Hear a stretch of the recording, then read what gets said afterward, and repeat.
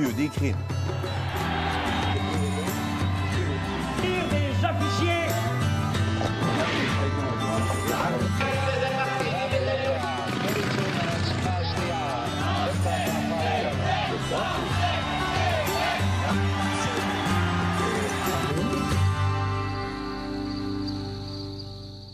Ici Guy Gendron, bienvenue à Tout le monde en parlait. En 1975, Richard Blass est le criminel le plus célèbre au Québec. Il fait presque quotidiennement la manchette des journaux qui le surnomment le chat parce qu'il semble avoir 9 vies. Il a survécu à plusieurs attentats et s'est évadé de prison à 3 reprises de manière spectaculaire. Tout au long de sa carrière criminelle, il joue au chat et à la souris avec les policiers, dont un en particulier, Albert Lisacek de la Sûreté du Québec. Ce policier, qui a la réputation d'être parmi les plus durs au Canada, est prêt à tout pour l'arrêter. Fin janvier 1975, Richard Blass bascule dans l'horreur. C'est le massacre du Gargantua. «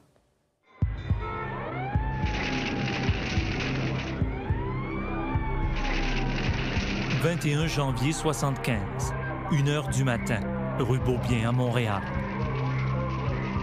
Il fait froid. Le bar Gargantua est en flammes. Montréal est témoin du règlement de compte le plus crapuleux de son histoire. C'est terrible, sinon, c'est l'horreur. Le lieutenant Maurice Labarre du service des incendies de Montréal découvre 13 cadavres enfermés dans une pièce minuscule. Les gens ont vu venir la mort, là. Mais impossible de se libérer d'aucune façon, il était trop serré. Il y avait des caisses de liqueur en bois vides, là, qui auraient pu être utilisées pour défoncer la paroi. Mais c'était impossible, ça ne passait pas. Il était trop serré, il n'y avait pas de liberté de mouvement. L'agonie des témoins innocents a peut-être duré une demi-heure. Le Gargantua est le repère de Richard Blass. Pour la police, le massacre est signé. Celui qu'on appelle le chat a encore frappé. Mais cette fois-ci, il ne s'agit plus de vol de banque, de hold-up ou de règlement de compte entre criminels. Son avidité pour la publicité l'a amené vers un massacre tout à fait gratuit. Montréal est témoin du règlement de compte le plus crapuleux de son histoire. Crapuleux de son histoire.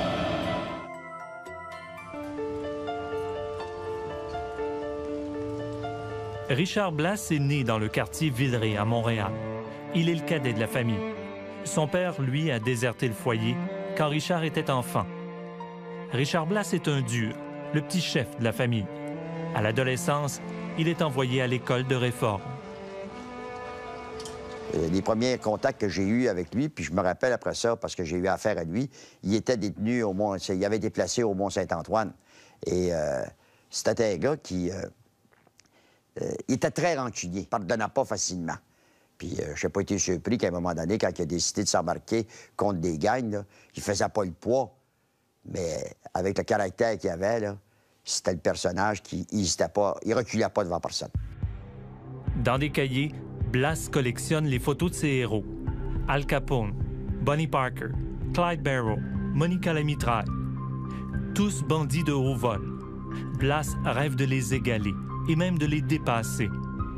Entre 1965 et 1975, Blass est condamné pour 23 crimes différents, surtout des vols, de plus en plus violents. Ben bon, c'était pas un gars des plus brillants, il ne faut pas se leurrer. Ça se compare pas à Jacques Messrine puis certaines personnes, Georges Lemay et compagnie. C'était un gars de terrain, c'était un gars qui jouait à ça. Et c'était un gars qui a fait sa marque dans certains domaines. Mais Blass en a assez de partager les profits de ses hold-up avec les Italiens qui contrôlent le centre de la ville. Il déclare la guerre à la mafia. Il tente même d'assassiner Frank Cotroni, le fils du parrain montréalais. Un acte totalement insensé. La mafia, là, c'était gros dans les années. Là. Puis comme aujourd'hui, c'était pas les gangs de rue, c'était pas club et motards. C'était les Québécois, puis t'avais les Italiens. Et c'était très gros. Hein. La mafia était très puissante sur le terrain. Puis lui a dit, moi, pas vrai qu'on va travailler, puis on va donner notre cote au WAPS. Ça, c'était son expression. Je veux rien savoir de ça, moi. Il dit, moi, tu touches pas à nos affaires. Puis quand alors s'est fait tuer, celle-là, c'était une guerre ouverte entre les Italiens et la gang de Blass. 1968. En quelques mois, Blass survit à 4 attentats de la mafia. et essaie d'abord de le brûler vif pendant son sommeil dans un hôtel de banlieue. Plusieurs morts, mais pas lui. Des tueurs ouvrent le feu sur lui en plein jour, sur la rue Saint-Hubert. Il leur échappe. Mais finalement, dans un traquenard bien monté, les tireurs italiens réussissent à lui loger 4 balles dans la tête. Ses agresseurs sont arrêtés. En cours, il fait mine de ne pas les reconnaître. Il donne un bon spectacle. Il est enfin une vedette, avec l'attention médiatique dont il rêvait. Après la pause, un des policiers les plus redoutés au Canada traque le chat.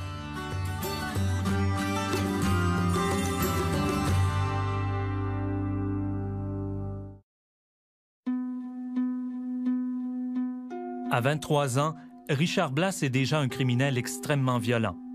On le soupçonne de plusieurs meurtres, dont certains gratuits. Durant ses fréquents séjours en prison, il entretient pourtant une correspondance étonnante avec sa mère. Dans ses lettres, il redevient son petit garçon. D'abord, il adorait sa mère. Moi, il m'avait dit une fois, Claude, oublie jamais une chose. La seule femme qui te laisse pas tomber, c'est ta mère. Vous savez, j'ai cru un instant qu'une épouse ou encore une amie qui nous est chère pouvait remplacer une mère. Mais avec le temps, j'ai compris que je m'étais trompé et je m'en excuse d'avoir cru une telle chose. Avec une femme, il y a toujours des hauts et des bas, mais avec une mère, c'est bien différent. D'ici peu, la seule femme que je vais accepter à la visite, c'est ma vieille. Je suis tanné d'argumenter et vous savez, c'est drôlement fait une femme. Votre tout petit qui ne vous oublie pas et qui vous aime très fort. À bientôt, maman chérie.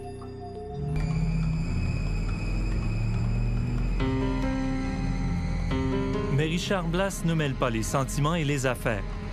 Début 69, il attaque une banque à Sherbrooke. Mais l'affaire tourne mal pour lui.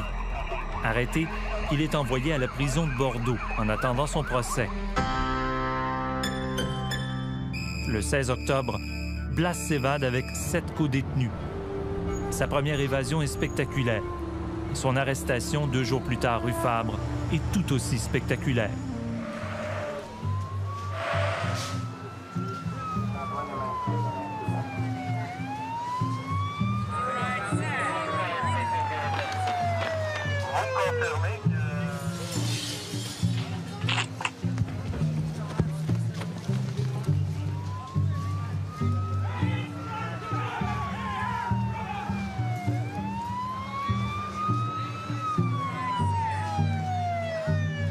Ce qu'on voyait là, la rue Fabre, là, par rapport à ça, quand tu regardes la façon, parce que moi, j'étais là cet après-midi-là, là, quand ils l'ont pincé, là, ça avait l'air de Police Academy numéro 8.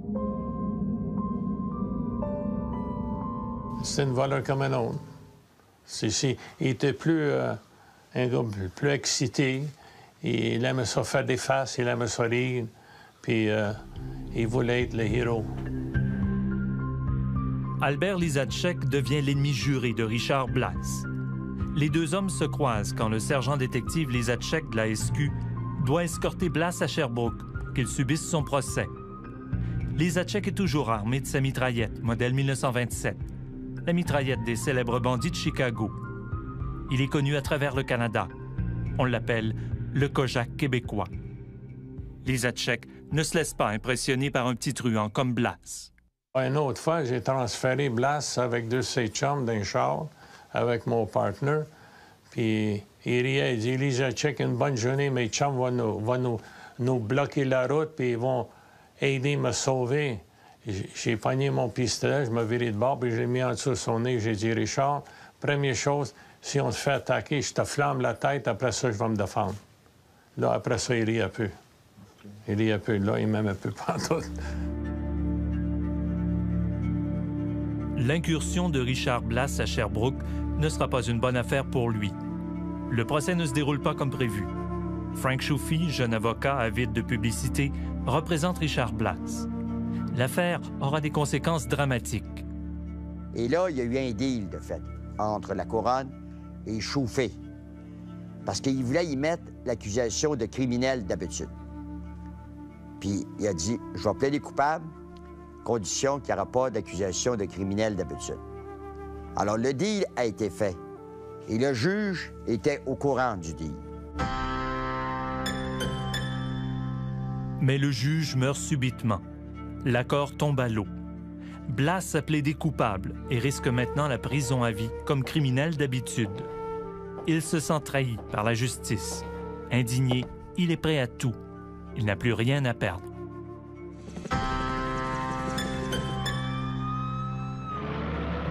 Quelques mois plus tard, le Québec est plongé en pleine crise d'octobre.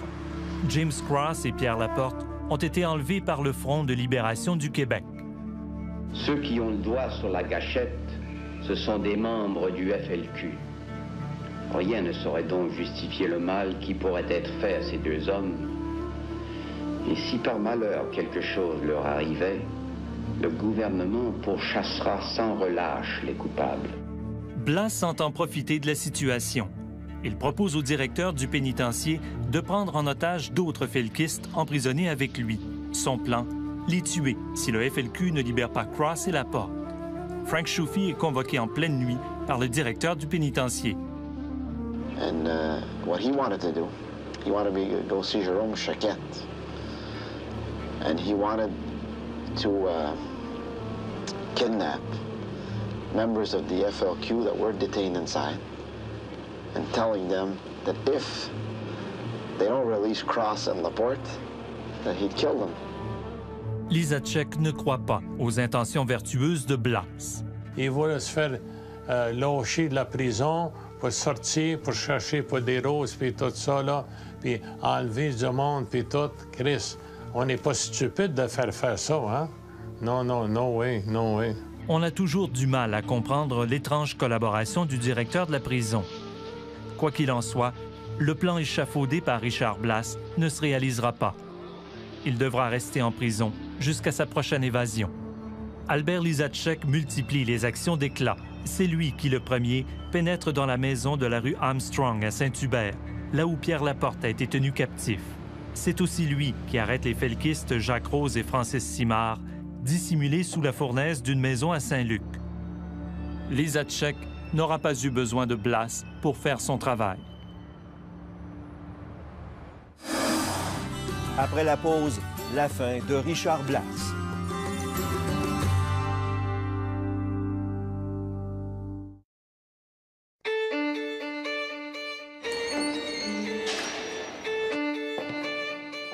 Le 23 octobre 1974, le jour de son anniversaire, Blas reçoit au pénitencier la visite de son fils, Yves.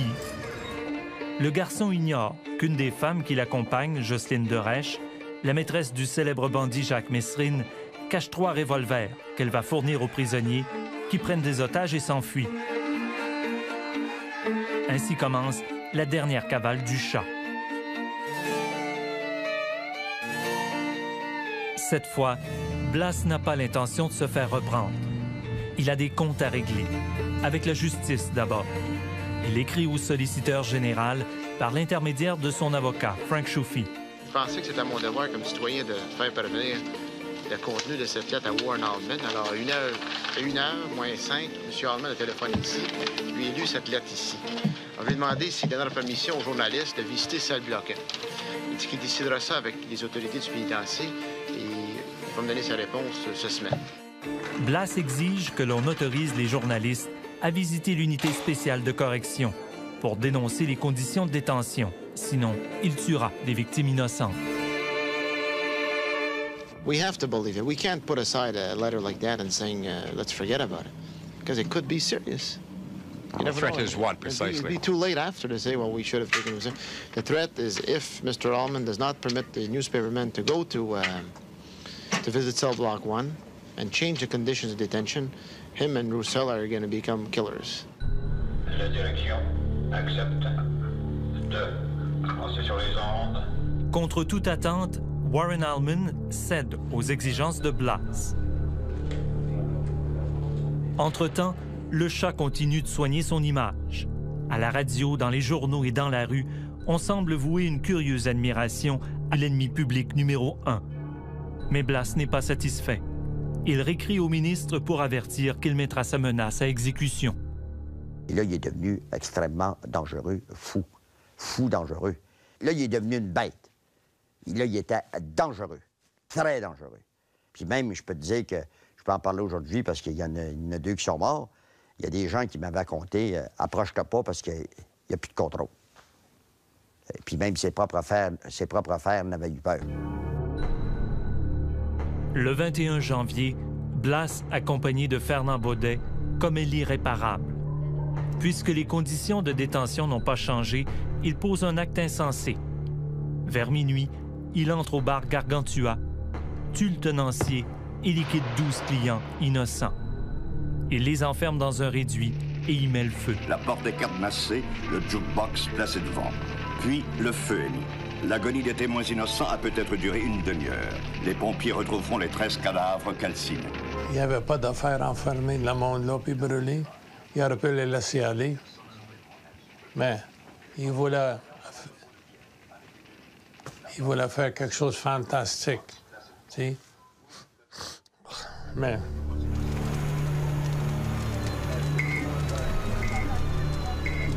J'ai mis le pied comme sur un rouleau de tapis, un morceau de... Là, la fumée, tout en se dissipant, il y avait le pompier d'Aujoie qui était à mes côtés. Il dit, lieutenant, c'est pas un tapis, il dit, c'est un cadavre. Oh. On a libéré le couloir, on a enlevé le restant de la porte, qui restait à le bas de la porte, pour découvrir les cadavres qui étaient entrepilés, recroisés.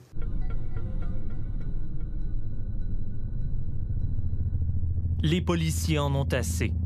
L'escouade de filature de la police de Montréal surveille tous les amis de Blas. 3 jours plus tard, il est retracé dans un chalet de Val-David. La filature laisse place à une escouade mixte de la SQ et de la police de Montréal, qui porte bien son nom, la Frappe. Là, ils ont suivi, puis jusque là-bas. Puis après ça, à 1h30 le matin, ils ont venu me chercher pour aller pour la Frappe. Puis on a monté là-bas, puis on a cerné la place, puis on est rentré, puis ça finit là. Il a pogné une arme à feu, puis il se fait descendre.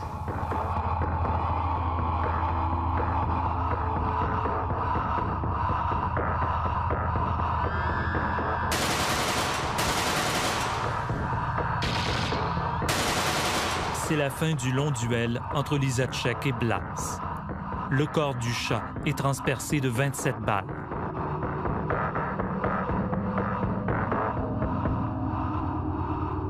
Pour les témoins de l'époque, l'opération soulève bien des questions.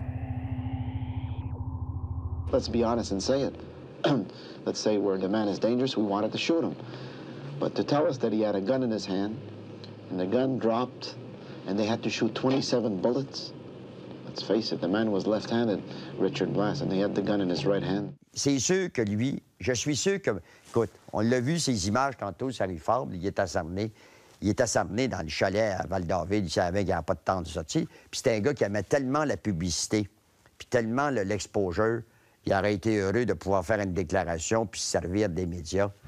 But what surprises me is that he had the gun in his hand, completely wrapped in his hand, in his right hand, and we find no fingerprints. Messrine ou Mérine, plage de Clignancourt à Paris, ils ont fait son procès dans la rue. Dans mon livre à moi, Blas, ils ont fait son procès dans le chalet.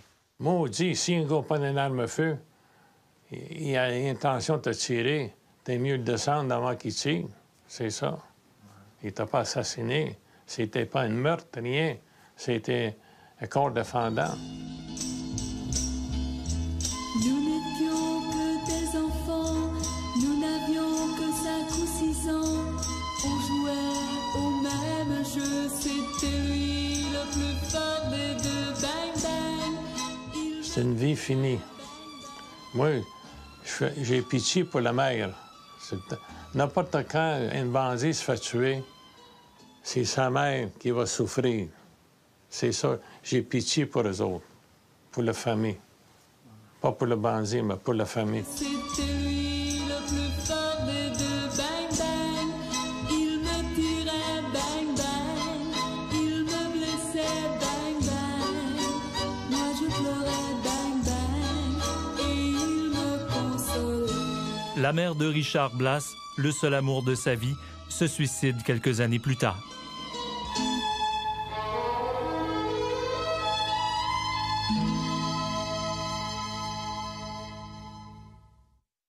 Faute de preuves, Richard Blass n'a jamais été accusé pour la vingtaine de meurtres qu'on le soupçonne d'avoir commis. Mais il a payé le prix ultime de sa vie, la folie meurtrière du Gargantua. Sa mort a marqué le commencement de la fin de la grande époque des braqueurs de banque montréalais, dont il était et demeure l'un des plus illustres représentants.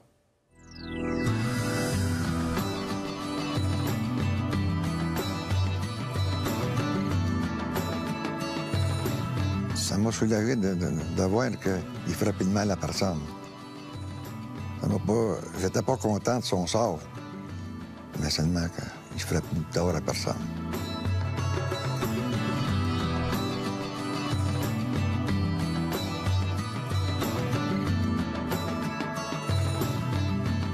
Quand je faisais une descente, de foncer une porte ou quelque chose, il y a un gars européen en arrière de la porte avec un 12, m'a tiré.